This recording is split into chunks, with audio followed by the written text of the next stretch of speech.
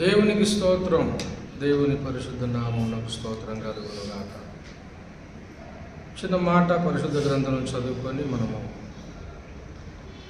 ఆరాధన క్రమంలో ముందుకు సాగుదాం. రోమా పత్రిక 10వ అధ్యాయము 11వ వచనం చదువుతున్నాను. ఆయన యందు విశ్వాసం ఉంచు వాడెవడును సిగ్గుపడడని లేఖనము చెబుతుంది.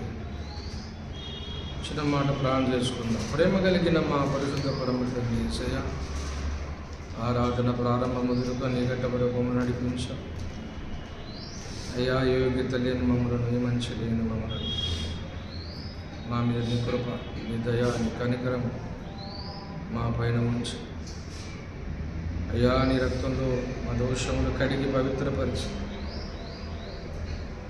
అయ్యా, నీ విషయాలు నడిపించి నీ పరిశుద్ధ శరీర రక్తంలో పాలపైన కృప ఇచ్చారు అయ్యా. ఏమి చెడును తెచ్చుకోగలము నాయన, మీ పాదాలకు స్తోత్రాలు తండ్రి. అయ్యా, మా మీద కానుకలు తీసుకున్నారు నాయన, స్తోత్రాలు అయ్యా. నాయన రక్తంలో సాక్ష్యాలు ప్రభు చూపించి సమయమందు నాయన చదవబడిన లేఖనం మా వెనుకల్లో, మా బ్రతుకుల్లో, అనేకులలో దీవనకరంగాను, ఆశీర్వాదకరంగాను, రక్షణకరంగాను అయ్యా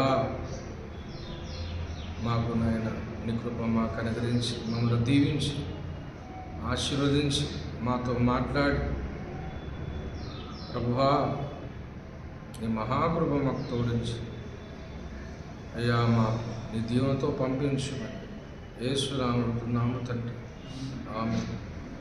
దేవుని పరిశుద్ధ నామమునకు స్తోత్రం కలుగునుగాక. దేవుని బిడ్డలారా, చదవబడిన లేఖన భాగములో ఆయన యందు విశ్వాసం ఉంచు వాడెవడును సిగ్గుపడదనే లేఖనము సెలవిస్తుంది. దేవుని యందు మనము ఉండవలసిన వైఖరి, దేవుని యందు మనం కనబడవలసిన, కనపరచవలసిన మరి ఒక క్రమము, నియమము మనం ఇక్కడ చూస్తూ ఉన్నాం.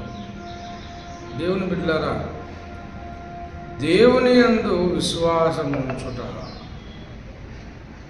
మన విశ్వాసము దేవుని యందు ఉండాలి. దేవుని యందు ఉండాలి. దేవుని యందు విశ్వాసం ఉంచాలి. ఏమని విశ్వాసం ఉంచాలి అంటే, ఈ దేవుడు నిజమైన దేవుడు అని విశ్వాసం ఉంచాలి. ఈ దేవుడు సృష్టికర్త అని విశ్వాసం ఉంచాలి. ఈ దేవుడు సకల బ్రహ్మాండాన్ని, విశ్వాన్ని పుట్టించాడు, కలగజేశాడు. ఈ దేవుడు సృష్టికి కర్త అని విశ్వాసం ఉంచాలి. ఈ దేవుడు నిజమైన దేవుడు అని విశ్వాసం ఉంచాలి. దేవతలు, దేవుళ్ళు అనబడిన వారు ఎంతోమంది ఉన్నప్పటికీ, పూజలు అందుకుంటున్నప్పటికీ, వాస్తవానికి నిజ దేవుడెవరో తెలుసుకొనవలసిన విశ్వాసం ఉండాలి. దేవుడొక్కడే అని అన్ని గ్రంథాలు చెప్తా ఉన్నాయి. ఆ దేవుడు ఎవరో తెలుసుకోవాలి. ఒక దేవుడే అని చెప్తూ, కానీ దేవతలు, దేవుళ్ళు అనబడిన వారు కోట్ల మందిగా పిలువబడుతున్నారు. మరి వాస్తవానికి అంతమంది లేరు కదా. ఒక దేవుడే ఉన్నాడు. ఏకో నారాయణ అల్లాహేకి, దేవుడు ఒక్కడే అని చెప్తుంది. దేవుడు ఒక్కడే ఉన్నాడు. ఆ ఒక్క దేవుడు ఎవరో తెలుసుకొని మరి జ్ఞానము, వివేకము కలిగి ఉండాలి. ఆ దేవుని తెలుసుకోవాలి. ఆ దేవుని తెలుసుకోవడానికి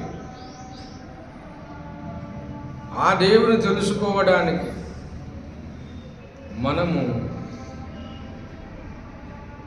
ఆసక్తి కలిగి ఉండాలి. దేవుని పిల్లలు ఆ దేవుని పైన విశ్వాసం ఉంచాలి. ఆ దేవుని పైన విశ్వాసం ఉంచాలి.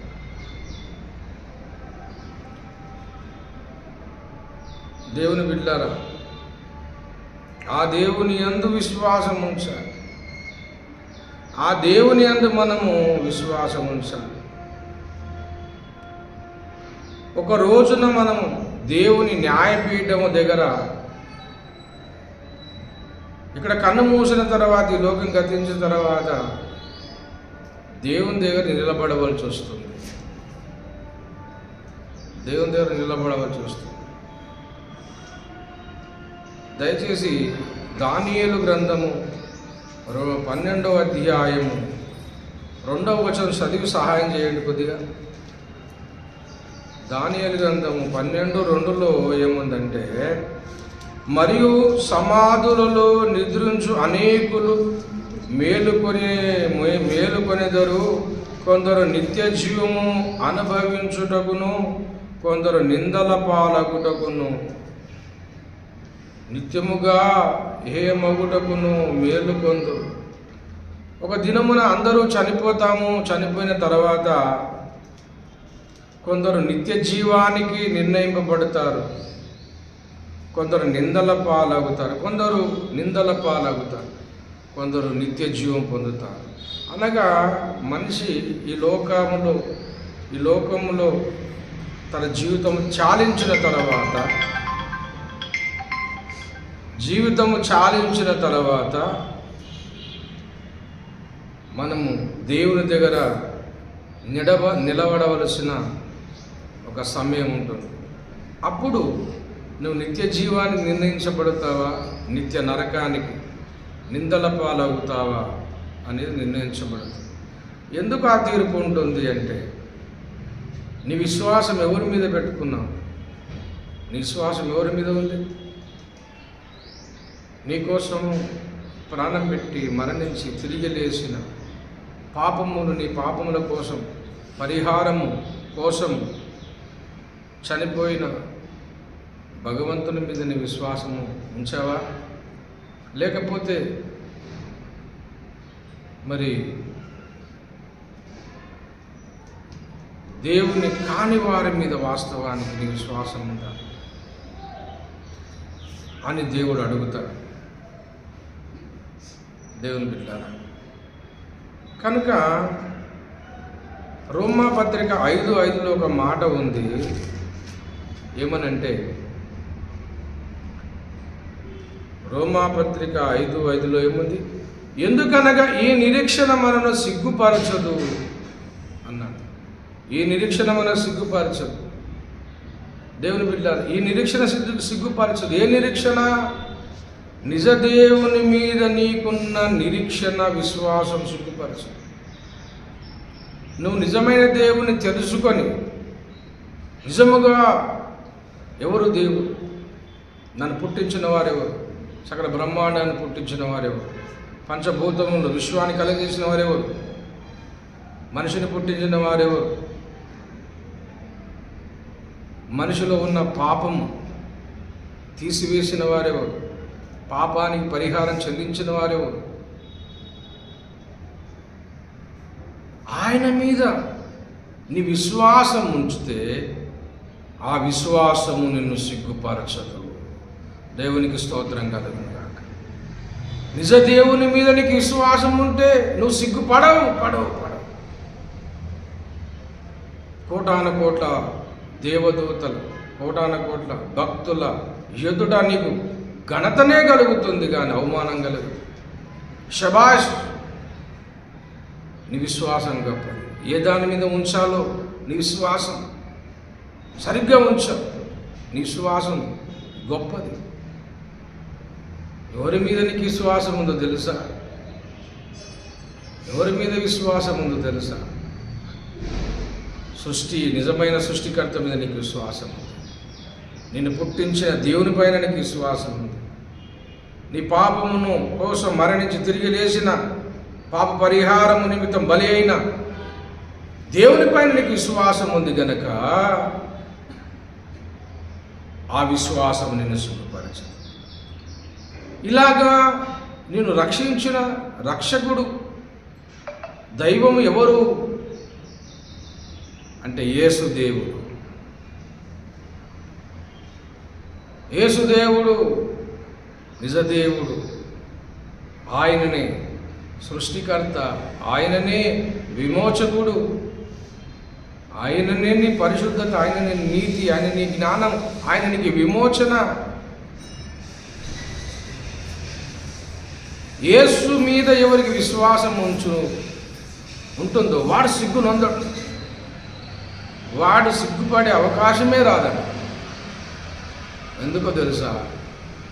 ఆయననే సృష్టికర్త కాబట్టి, ఆయననే విమోచకుడు కాబట్టి,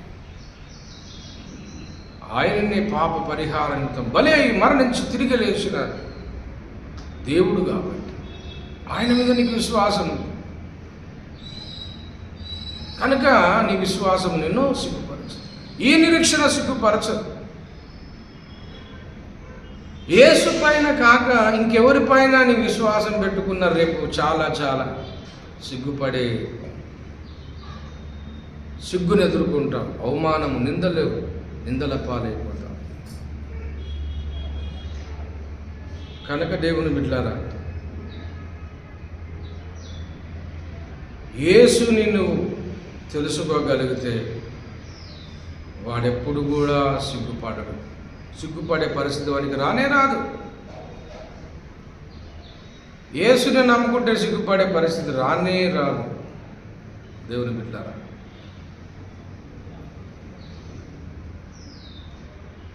నువ్వు సిగ్గుపడవలసిన అవసరం రాకూడదు అంటే నిజమైన దేవుని తెలుసుకోవాలి. నిజమైన దేవుని తెలుసుకో. నువ్వెవరు? ఆయన యందు విశ్వాసం ఉంచువాడు ఎవడును అన్నాడు. ఎవడును అంటే వాడు ఈ దేశవాడైనా, ఇంకా వేరే దేశవాడైనా, ఏ దేశం వాడైనా, ఏ వర్గం వాడైనా, ఏ ప్రాంతం వాడైనా, నల్లవాడైనా, తెల్లవాడైనా, చదువుకున్నా చదువులేకపోయినా, ఏ వర్గము వాడైనా, ఎవరైనా కాకోక ఒకటే సూత్రం, నిజదేవుని నువ్వు తెలుసుకోవాలి. ఆయన యందు మాత్రమే నువ్వు విశ్వాసం ఉంచాలి. ఆ విశ్వాసం నిన్ను సిగ్గుపరచు. ఆ విశ్వాసం సిగ్గుపరచు. దేవుని బిడ్డ, రేపు పరలోకానికి మనం పోతాం. ఇక్కడ కన్ను మూసిన తర్వాత దేవుని దగ్గర నిలబడాలి. అప్పుడు తెలుస్తుంది అసలు సంగతి. అక్కడ పోయిన తర్వాత, అయ్యో నేను విశ్వాసం ఉంచిన దైవం ఇక్కడ లేడు,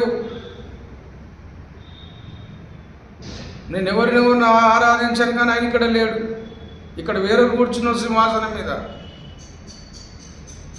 అప్పుడు అందరూ నవ్వుతారు, బాబు ఏ దాని మీద పెట్టినావు నాయన నీ విశ్వాసము, ఏ దైవం మీద పెట్టినావు అని. అప్పుడు నెత్తి నోరు కొట్టుకుంటావు, నీకు సిగ్గుపడే పరిస్థితి వస్తుంది.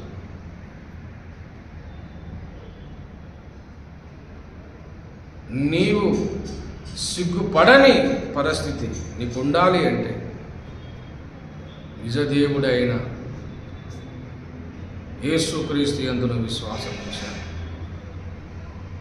ఆయననే సృష్టికర్త, ఆయననే నిన్ను పుట్టించినవాడు, ఆయననే నీ పాపం తొలగించినవాడు, ఆయనని పాపం తొలగించినవాడు. ఆయన యందు విశ్వాసం వచ్చినవాడు సిగ్గునందడు అని లేఖనం సెలవిస్తుంది. యెషయా గ్రంథం 28వ అధ్యాయములో ఆ మాట రాయబడింది. ఆయనకు వేరుగా మనము చేసిన ప్రయత్నాలన్నీ నువ్వు పడిపోయేట్టుగా కారణమవుతుంది. కనుక ఆయనందును విశ్వాసం ఉంచగలిగితే, యేసునందును విశ్వాసం ఉంచగలిగితే నీకు సిగ్గు కలగదు. యేసునందున్న విశ్వాసం నిన్ను సిగ్గుపరచదు. కనుక దేవుని బిడ్డలారా, మనం ఈ దినమున ఒక సంతోషకరమైన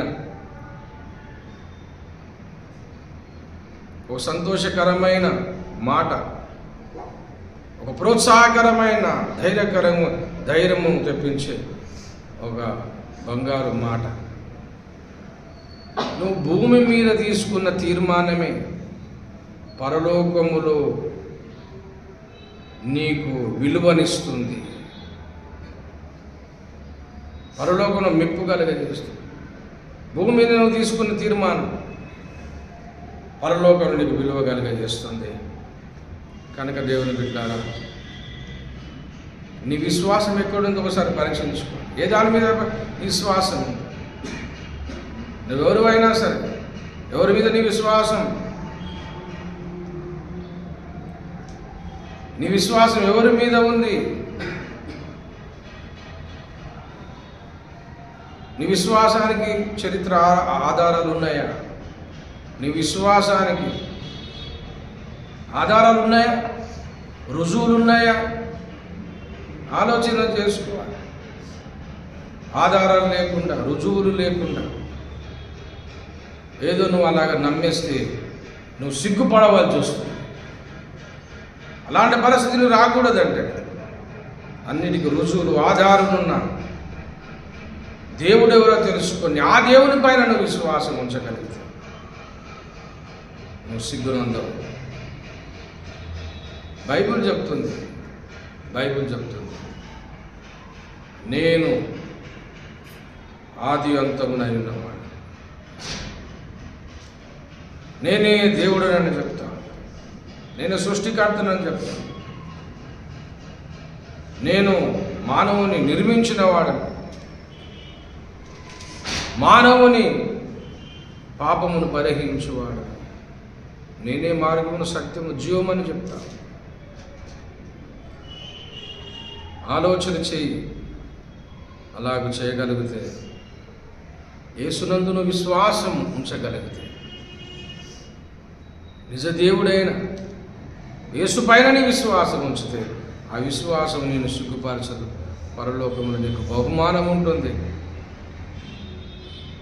సిగ్గుపడవు. యేసును నమ్ముకుంటే సిగ్గుపడే పరిస్థితి రానే రాదు. ఈ లోకంలో రాదు, నిత్యత్వంలో రాదు. ఎందుకు? ఆయన నిజ దేవుడు కాబట్టి. ఆయన తప్ప దేవుడు లేడు. ఆలోచన చేయి. యేసు పైన నీ విశ్వాసం ఉంచితే ధన్యుడు. నీకు సిగ్గుపడే పరిస్థితి రానే రాదు. అవమానం రాదు. అక్కడ పోయిన తర్వాత అయ్యో బాబు నేను ఎంత పని చేశాను అనే పరిస్థితి రాదు.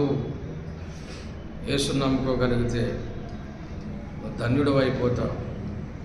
ఆ విశ్వాసం నీకు ఘనతనిస్తుంది, పరలోక భాగ్యం ఇస్తుంది. కనుక నిజదేవుడని యేసునందు విశ్వాసం ఉంచు. ఆ విశ్వాసం నీ ఘనత, ఆశీర్వాదం కలగజేస్తుంది. కాబట్టి దేవుడి వాక్యమును మనం ఇందులో దీవించునుగాక ప్రార్థన చేసుకున్నాం. తప్పకుండా ప్రేమ కలిగిన మా పరిశుద్ధ ప్రభుత్వం యేసయ్యా, ప్రభు నీ యందు విశ్వాసం ఉంచినవు ఎవడును సిగ్గు నందడు అన్న ప్రభువా. యేసయ్యా నీకు స్తోత్రం. నీ యందు విశ్వాసం ఉంచినవాడు ఎవడు సిగ్గు నందడు. అయ్యా, ఈ నిరీక్షణ మనం సిగ్గుపరచదు. నిజమైన దేవుడు, వాస్తవమైన దేవుడు, చరిత్ర పురుషుడు, రుజువులు ఆధారాలున్న దేవుడు. అయ్యా నాయన మాకు దొరికినందుకు స్తోత్రాలు. ఇంకా అనేకులు ప్రభువా నీ యందు విశ్వాసము ఉంచకుండా ఏ దాని మీద ప్రభువా విశ్వాసం ఉంచుతున్నా వారి కన్నులు తెరిపించండి. నిజ దేవుడవైన నీ యందు విశ్వాసం ఉంచి ప్రభువా ధన్యులయ్యే భాగ్యం దయచేయి. కృప చూపించండి, సహాయం దయచేయండి నాయన. ప్రభువా నాయన నిజముకు దేవునికి కాని వారిపైన విశ్వాసం ఉంచి సిగ్గుపడే పరిస్థితి వారికి రాకుండా యేసే నిజమైన దేవుడని నమ్మి విశ్వసించి రక్షణ పొందే భాగ్యం దయచేయండి. వారు నిత్యత్వంలో సిగ్గుపడరు అన్నావు నాయన. నీ యందు విశ్వాసం ఉంచితే సిగ్గుపడరు అన్నావు. అట్టి కృప ఇన్న వారికి అందరికీ దయచేయండి. యేసునామమున వేడుకుంటున్నాం మా పరమ తండ్రి. ఆమేన్. తన దేవుని ప్రేమ, కుమారుని కృప, పరిశుద్ధాత్మ సహసన్నిధి కూడి ఉన్నమునకు భూలోకమందున సకల భక్త కోడికి సదాకాలం తోడై ఉండును గాక. Amen amen amen. Praise the lord.